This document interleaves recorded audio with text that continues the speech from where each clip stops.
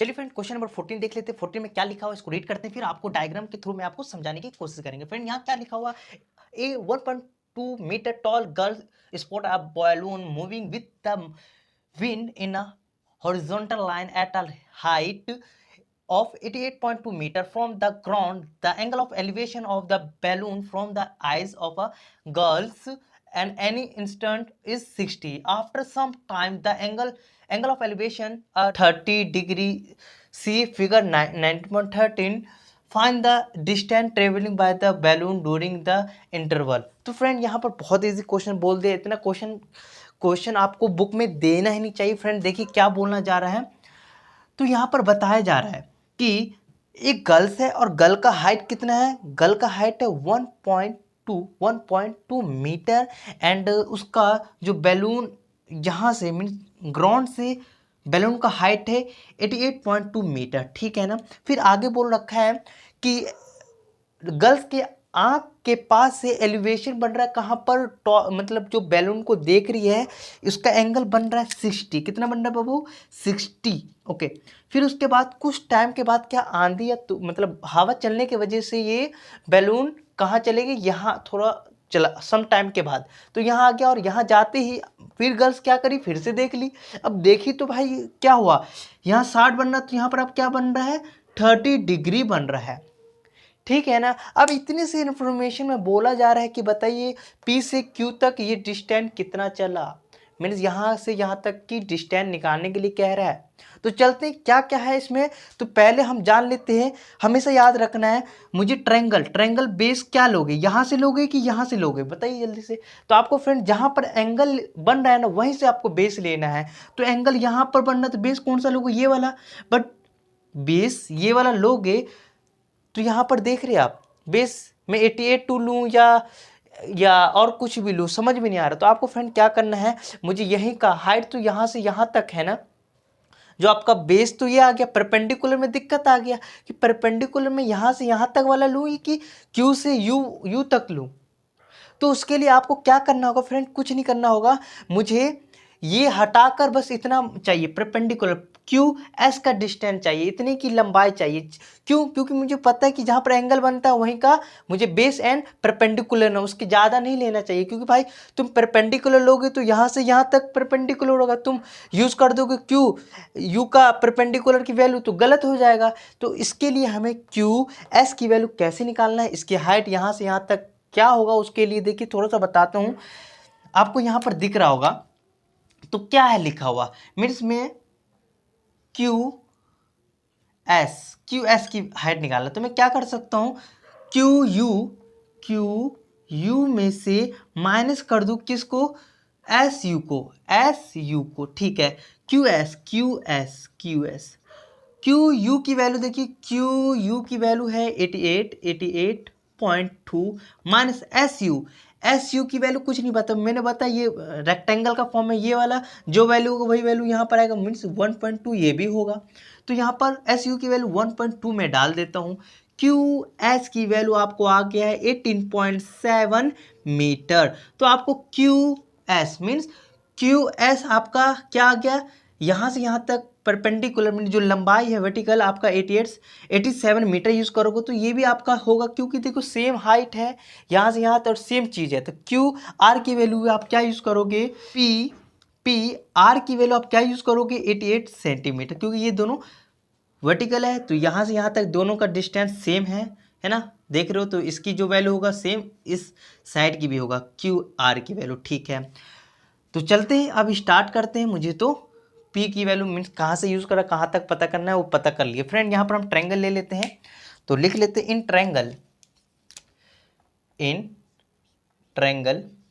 Triangle कौन सा लेंगे, मैं यहाँ ले लेता हूँ P R T।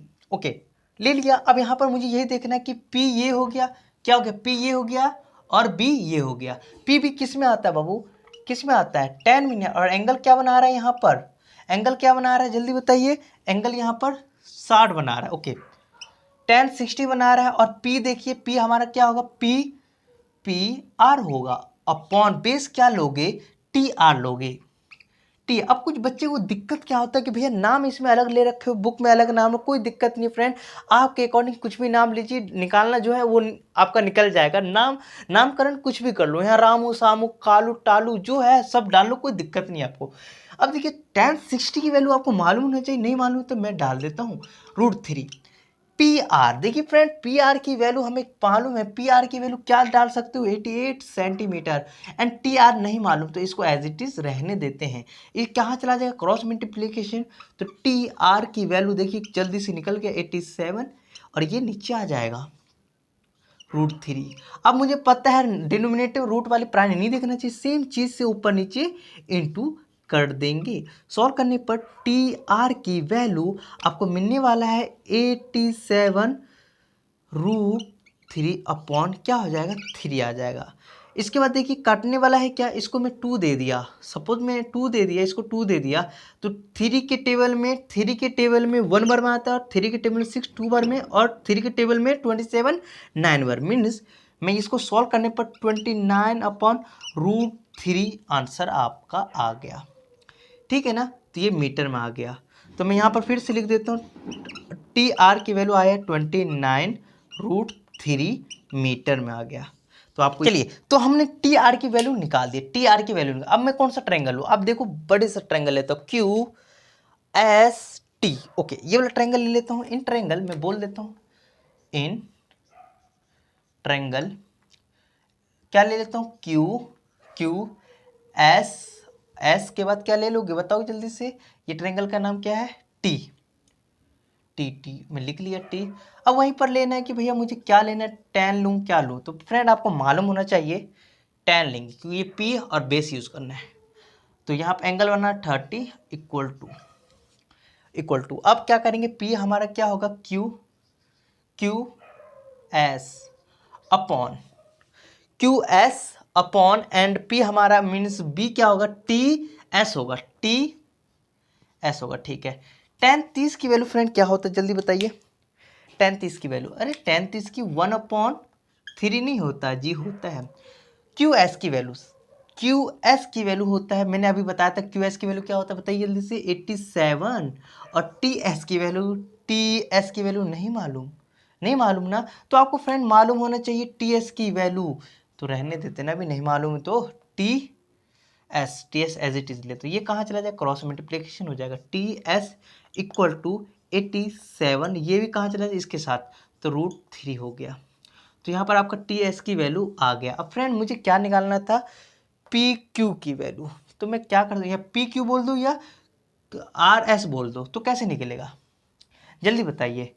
तो यहाँ पर मैं क्या कर सकता हूँ, टी एस कैसे बना, मतलब जल्दी बताओ, टी एस कैसे बना, टी आर प्लस बताइए आर एस से नहीं बना, आर एस से।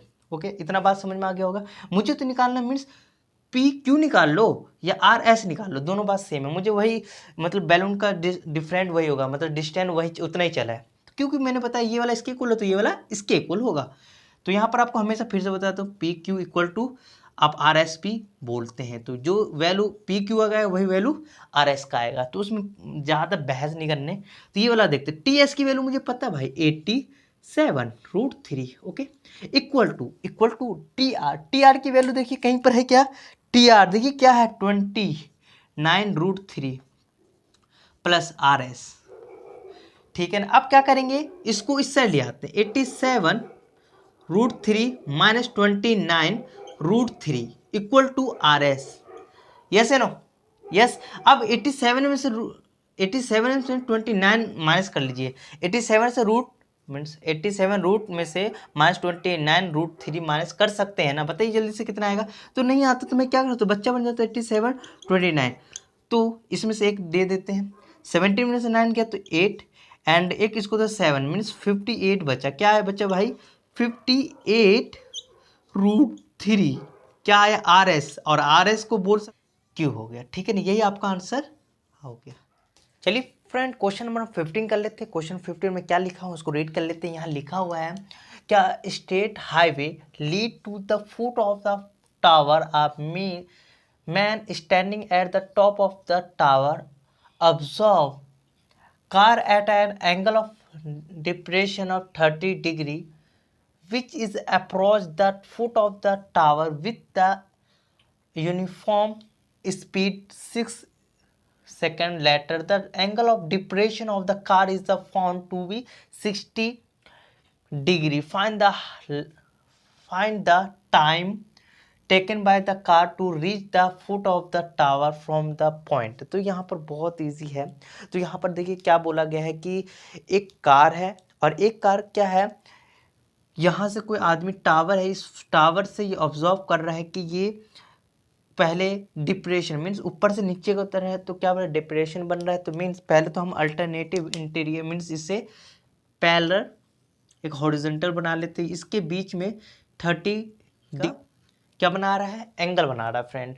और हमें पता है कि ये दोनों पैरेलल हो है और ये दोनों एक अल्टरनेटिव इंटीरियर एंगल क्या होता है, बराबर होता है। मतलब ये वाला एंगल 30 है तो यहाँ पर भी आपका कितना होगा, 30 होगा, ठीक है ओके। और यहाँ पर फिर आगे हमें बोल रखा है foot of the tower uniform speed 6 speed means यहाँ से यहाँ तक की दूरी हमें बता रखा है कितना, यहाँ से मीन्स यहाँ पर मैं ये डायग्राम बना रखा हूँ दिखाने के लिए, तो इसको मैं इरेज करता हूँ और नॉर्मली बना के दिखाता हूँ आपको।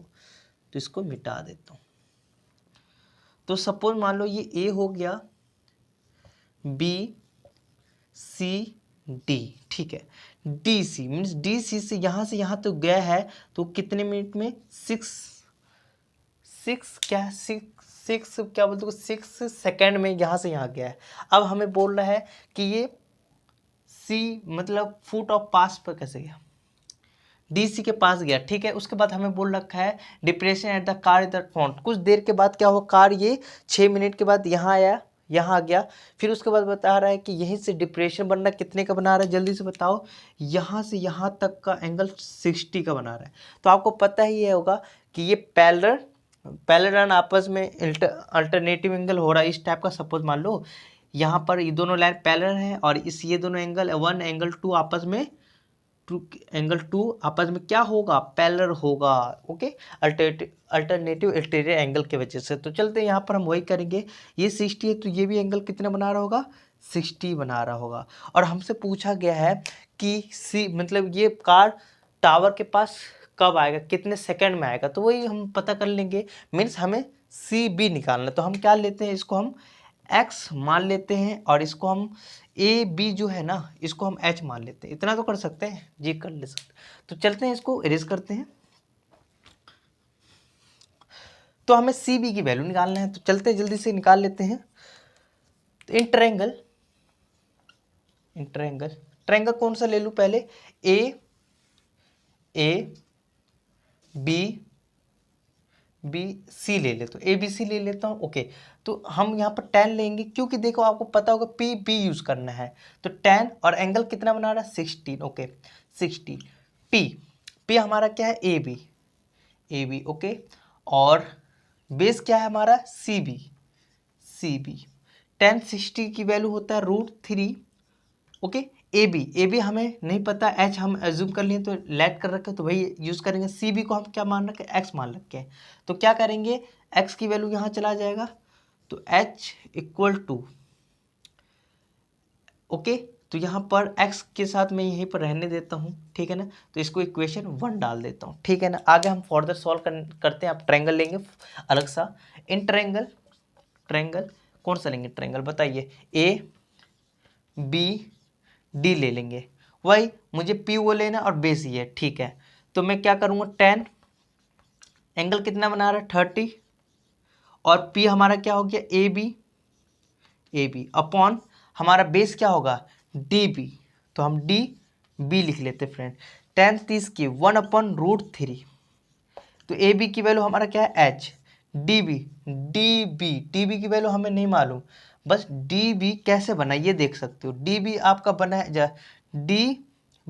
बना है D C plus C B से, ओके। तो डी बी को तो एज इट इज रहने देते हैं। डी सी की वैल्यू हम 6 दे रखा है और सी बी की जगह क्या डाल सकते हैं, एक्स। तो आपको जहाँ डी बी दिखेगा फ्रेंड तो क्या डाल देंगे, 6 प्लस एक्स डाल देंगे। चलिए डी बी तो दिख रहा है, मैं क्या डाल सकता हूँ, 6 प्लस एक्स डाल दो। इसको फर्दर सॉल्व करता हूँ दोस्त। तो 1/√3 इक्वल टू एच, यहाँ पर आ गया 6 प्लस, ये क्रॉस मल्टीप्लिकेशन होगा, ये यहाँ चला जाएगा, तो 6 प्लस एक्स अपॉन क्या हो जाएगा √3 equal to H. Equation second मान लेता हूँ। अब क्या करेंगे हम, यहाँ पर सेकंड मान लिए तो हम लिख सकते हैं putting H value in equation first H की वैल्यू हम इक्वेशन 1 में डाल देते हैं। इक्वेशन 1 तो हम 1 का लिख लेते पहले, क्या है 1, इक्वेशन 1 ये रहा है √3, इसको इरेज कर लेते हैं। चलिए तो यहाँ पर हम लिख लेते हैं √3 एक्स एच, ठीक है। तो हम इक्वेशन फर्स्ट लिख लिए। अब √3 as it is, X as it is, H की वैल्यू भाव एच की जगह में क्या डाल सकता हूँ, X plus 6 plus X upon √3 नहीं डाल सकता, डाल सकता हूँ फ्रेंड। अब यहाँ पर देख सकते हैं यहाँ क्रॉस मल्टीप्लिकेशन होगा, तो ये इसके पास जाते ही क्या होगा, रूट के साथ इंटू हो जाएगा, एक और रूट के अंदर चला जाएगा, X equal to 6 plus X हो जाएगा। यहाँ देखिए रूट में जोड़ी बन रहा है तो एक बाहर आ जाएगा, means X equal to 6 plus X. अब क्या करेंगे फ्रेंड, क्या करेंगे, दिमाग लगाओ, एक्स की वैल्यू मैं इधर ले आता हूँ, 3x माइनस एक्स। इसको सॉल्व करने पर मुझे 2x मिल रहा है, तो आपको मालूम होगा कि इसको मैं आराम से सॉल्व भी कर सकता हूँ। मीन्स x इक्वल टू 6 के, मीन्स इसके साथ 2 इंटू हो रहा है तो इसके साथ डिवाइड हो जाएगा, तो सॉल्व करने पर मुझे क्या मिलेगा 3। और x की वैल्यू आपका 3 आते आप क्या बोल दोगे, यहाँ से यहाँ तक कितने देर में जाएगा, 3 सेकेंड में आपको पहुँच जाएगा। कहाँ पर, टावर के पास, सेकेंड में, ठीक है। ये आप देख लेना, ओके। तो यही था हमारा क्वेश्चन 15। आप चलते हैं 16 कर लेते हैं, लास्ट है तो इसको जल्दी से राइट डाउन कर लीजिए फ्रेंड। चलिए फ्रेंड क्वेश्चन नंबर 16 है और ये है एक्सरसाइज 9.1 का लास्ट क्वेश्चन। तो देखते हैं, इसको रीड कर लेते हैं। क्या लिखा है, the angle of elevation of the top of a tower from the 2 point at a distance of 4 metre and 9 metre from the base of the tower and in the same straight line with the are complementary, prove that the height of the tower is 60 metre. तो यहाँ पर बहुत easy question बोल रहा है, इसमें बोला जा रहा है कि एक टावर है, टावर से यहाँ से एक पॉइंट से एलिवेशन बना रहा है, ठीक है ना। बट यहाँ एंगल की बातें नहीं किया है, एंगल हमें नहीं दिया गया है, बट उसके एंगल ना देकर हमें एक चीज़ दिया, कम्प्लीमेंट्री समझते हैं बेटा। कम्प्लीमेंट्री के मीन्स होता है फ्रेंड, आपको दो एंगल को प्लस करने पर कितना मिलता है, 90 मिलता है, ओके। तो यहाँ पर हम उसका यूज करेंगे और हमें यहाँ दे रखा है कि टावर से पहला पॉइंट का 4 मीटर दे रखा है एंड टावर के बाद जो सेकेंड पॉइंट है उसमें कितने का चौड़ाई दे रखा है, मीन्स यहाँ से यहाँ में डिस्टेंस है 9 मीटर दे रखा फ्रेंड। अब हम इसको सॉल्व करते हैं, पहले तो एंगल मालूम होगा तब ना हम, और हमें प्रूव करना है कि ए बी जो हमारा टावर 6 मीटर है, प्रूव करना है। तो हम क्या कर लेंगे, एच लेट कर ले, तो यहां लिख लेते हैं let height of tower B X, means H मान लू एच, ओके ठीक है। अब मैं यहां पर वही दिमाग लगाऊंगा भैया, सपोज एग्जांपल ये आपका थीटा है, क्या ये थीटा है, तो ये कितना होगा जल्दी बताइए, ये थीटा तो ये कितना होगा, तो मैं यहां पर लिख दूं 90 माइनस थीटा। अब यहाँ पर बच्चा कोई कहे अरे थीटा कहाँ से लिख दिए, अरे फ्रेंड यहाँ पर आप समझ सकते हो ना, D plus C means angle D plus angle C को प्लस करने पर मुझे कितना मिलेगा, 90। वो क्यों मिलेगा, कंप्लीमेंट्री एंगल के वजह से मिलेगा। अब यहाँ पर एंगल डी को मैंने क्या लेट कर लिया, बताइए थीटा, ओके। एंगल सी का एंगल क्या होगा, तो देखते हैं ना क्या होगा। एंगल सी नहीं पता था, अब पता चल जाएगा। Angle C as it is 90 यहाँ रहने दो, थीटा को दूसरे देश में ले जाओ, तो आपका एंगल सी की जगह आप क्या यूज करोगे, 90 माइनस थीटा यूज कर सकते हैं। मैंने डायरेक्ट बता दिया इसलिए आपको समझ में नहीं आया होगा, बट आप समझ में आ गया होगा फ्रेंड। तो इसको इरेज करते हैं। अब हम चलते हैं क्वेश्चन पर। चलिए तो यहां पर आपने देख लिए होंगे, तो अब हम क्या ट्रायंगल ले ले, 5 ट्रायंगल बताइए, मैं ले लेता हूं इन ट्रायंगल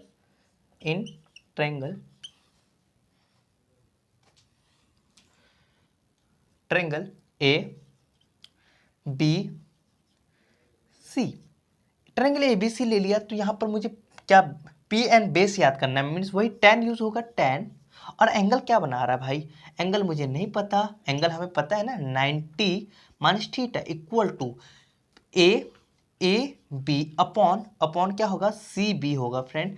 तो इसको मैं सॉल्व कैसे करूँ बताओ जल्दी से, tan 90 माइनस थीटा क्या होता है जल्दी बताइए, कॉट क्या होता है भाई, कॉट थीटा होता है, और ए बी को मैं क्या लिख सकता हूँ भाई, अभी नहीं पता, ए बी की हाइट में एच मान लियो ना, एच सी बी की जगह हमें सी बी की जगह या बी सी की जगह मैं डाल सकता हूँ 4 सेंटीमीटर। चलिए तो ये हम एज इट इज रहने देते, अब हम ले लेते ट्रायंगल ए बी डी ले लिया, ए बी डी ले लिया फ्रेंड। अब यहाँ पर tan लेंगे और थीटा आ जाएगा, और बताइए यहाँ पर ए बी तो ए बी रहेगा, एंड बीस क्या होगा डी बी हो जाएगा, डी बी हो जाएगा, tan थीटा तो एज इट इज ओके। और ए बी की वैल्यू मुझे नहीं पता तो एच डाल देंगे, डी बी का हमारा 9 सेंटीमीटर दे रखा है। तो यहाँ पर मैं इक्वेशन, इसको तो मैं फर्स्ट मान लिया था, इसको क्या मान लेता हूँ सेकंड मान लेता हूँ, यहाँ पर लिख देता हूँ मल्टीप्लाई फर्स्ट एंड सेकेंड। तो यहाँ पर आपको घबराना नहीं कि फर्स्ट इक्वेशन सेकेंड इक्वेशन को कैसे मल्टीप्लाई करें फ्रेंड, कुछ नहीं करना है, बॉर्डर के इस साइड वाले को अलग इंटू करना है, बॉर्डर के इस साइड वाले को अलग करना है। तो इस क्वेश्चन में देखते हैं, वो फर्स्ट क्वेश्चन में cot theta equal to into करना है, सेकेंड इक्वेशन का इक्वल टू के इस साइड क्या है tan, तो इंटू tan थीटा कर देंगे इक्वल टू, ये बॉर्डर दोनों का बॉर्डर यहाँ डाल दिया। अब हम इक्वेशन फर्स्ट का लिख लेते हैं, h upon 14 multiply second equation का h अपॉन 9 हो जाएगा। फ्रेंड इतना समझ में आ गया है, क्वेश्चन खत्म होने वाला है आपका। अब यहाँ पर याद होना चाहिए, मैं tan को क्या लिख सकता हूँ, tan को मैं अपॉन कॉट लिख दूँ, कोई गलत नहीं बाबू, आपको याद नहीं होना चाहिए, याद नहीं है क्या कि tan को उल्टा क्या होता है कॉट, तो tan की जगह 1 अपन कॉट लिख दिया, कोई गलत नहीं, गलत कुछ नहीं गलत है भाई। तो यहाँ पर देखते हैं, इसको सॉल्व करते हैं, ये एच क्या हो जाएगा, एच स्क्वायर हो जाएगा, ठीक है, और 9 का पावर 4 पर 36 हो जाएगा। अब देखो कॉट आपस में कट जाएगा, तो मीन्स ये कट गया तो क्या आएगा 1 इक्वल टू एच स्क्वायर है ना 36, ये कहाँ चला जाएगा, यहाँ चला जाएगा, इसको काम नहीं है, आप इसको इरेज कर देते हैं, ये यहाँ के 36 हो गया इक्वल टू एच स्क्वायर हो जाएगा। मैं इसको ऐसे भी लिख सकता हूँ friend, H square equal to 36 लिख दिया। अब ये स्क्वायर दूसरे देश में जाते ही क्या बन जाएगा बाबू जल्दी बताओ, ये हमारा रूट में कन्वर्ट हो जाता है, और मैं एच को 36 को कैसे लिख सकता हूँ, 6 इंटू 6 लिख सकता हूँ। और रूट का नियम जानते ही होंगे कि रूट के अंदर जो सेम दो नंबर आपस में सेम इंटू हो रहा होगा तो एक वैल्यू आ जाएगा, और यही तो हमारा हाइट ऑफ टावर देख रहे होंगे। यहाँ देखो, prove that the height of the tower is 6 metre, जो कि हमने प्रूव कर दिया। तो ये हो गया एक्सरसाइज 9 पॉइंट कंप्लीट, और इसके आगे हम करने वाले 7 चैप्टर फ्रेंड, तो इसको जल्दी से गो थ्रू कर लीजिए, अच्छे से कर लीजिए friend. Thank you to watching.